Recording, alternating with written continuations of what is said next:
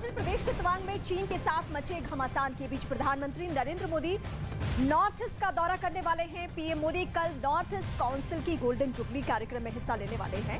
मेघालय के शिलांग में कार्यक्रम यह होगा। गृह मंत्री अमित शाह कार्यक्रम की अध्यक्षता करने वाले हैं। असम के मुख्यमंत्री हेमंत बिस्वा शर्मा और सभी 7 राज्यों के मुख्यमंत्री राज्यपाल की मौजूदगी रहेगी। और यतेंद्र शर्मा इस वक्त हमारे सहयोगी हमारे साथ जुड़ रहे। यतेंद्र, ताजा अपडेट इस खबर से जुड़ी हुई इस पूरे प्रोग्राम के बारे में। देखिए, पिछले कुछ दिनों से तवांग को लेकर जो खबरें आई हैं, तो एक बार फिर से भारत और चीन आमने सामने आ गए और ऐसे में प्रधानमंत्री का नॉर्थ ईस्ट दौरा काफी महत्वपूर्ण माना जा रहा है। कल मेघालय के शिलांग में गोल्डन जुबली ईयर मनाया जाएगा और उसको लेकर प्रधानमंत्री नरेंद्र मोदी मौजूद रहेंगे। गृह मंत्री अमित शाह की अध्यक्षता में कार्यक्रम होगा।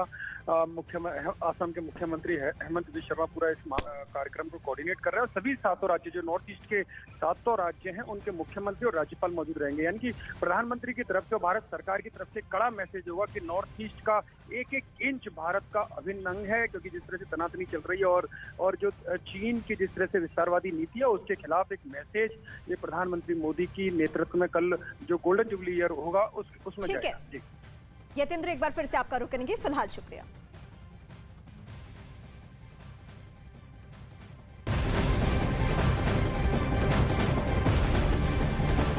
कोलकाता में पूर्वी क्षेत्रीय परिषद की बैठक हो रही है। बैठक की अध्यक्षता गृह मंत्री अमित शाह कर रहे हैं। पूर्वी क्षेत्रीय परिषद की इस बैठक में अंतर्राज्यीय सीमाओं पर सुरक्षा, भारत बांग्लादेश सीमा पर तस्करी और एक कनेक्टिविटी जैसे मुद्दों पर चर्चा होनी है। परिषद में पश्चिम बंगाल, बिहार, झारखंड और ओडिशा शामिल है। बैठक में हिस्सा लेने के लिए अमित शाह कल कोलकाता पहुंच गए थे।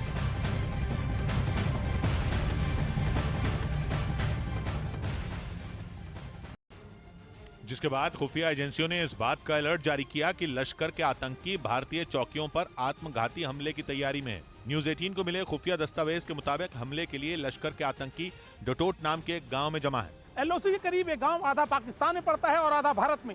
दस्तावेज के मुताबिक डटोट गांव के पाकिस्तान वाले हिस्से में आतंकी हमले के लिए इकट्ठा हुए हैं, जिनके साथ पाकिस्तान की खुफिया एजेंसी ISI का एक अधिकारी भी मौजूद है और उसी की निगरानी में सुरक्षा बल पर आत्मघाती हमले की तैयारी की जा रही है। इसके साथ ही ISI ने जम्मू में टारगेट किलिंग की भी साजिश रची है। दस्तावेज के मुताबिक ये काम उसने जैश ए मोहम्मद को सौंपा है। उधर संयुक्त राष्ट्र की न्यूक्लियर एजेंसी IAEA यानी इंटरनेशनल एटॉमिक एनर्जी एजेंसी की एक टीम 18 दिसंबर को ईरान पहुंचने वाली है। वो वहां इस बात की जांच करेगी कि क्या ईरान वाकई परमाणु बम बनाने के करीब पहुंच चुका है, क्योंकि इजराइल लगातार ये दावा कर रहा है कि ईरान अब परमाणु बम बनाने से सिर्फ एक कदम की दूरी पर है। और इसी का पता लगाने IAEA की एक टीम रविवार को ईरान की राजधानी तेहरान पहुंचेगी।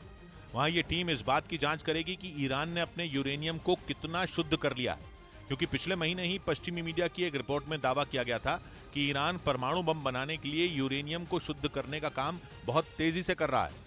अमेरिका और इजराइल की खुफिया एजेंसियों ने भी ये चिंता कई बार जाहिर की है कि ईरान बड़ी तेजी से परमाणु बम बना रहा है। हालांकि पहले ये आशंका जताई गई कि उसे ऐसा करने में 2 साल या इससे ज्यादा का वक्त लगेगा, लेकिन अब कहा जा रहा है कि उसने यूरेनियम को 60% तक शुद्ध कर लिया है और परमाणु बम बनाने के लिए उसे 90% तक शुद्ध करना जरूरी है। जिसके बाद पश्चिमी मीडिया में ये रिपोर्ट आई कि वो 1 साल के भीतर ही एटम बम तैयार करने में कामयाब हो जाएगा। ऐसा इसलिए भी कहा जा रहा है क्योंकि रूस पर इस काम में ईरान की मदद करना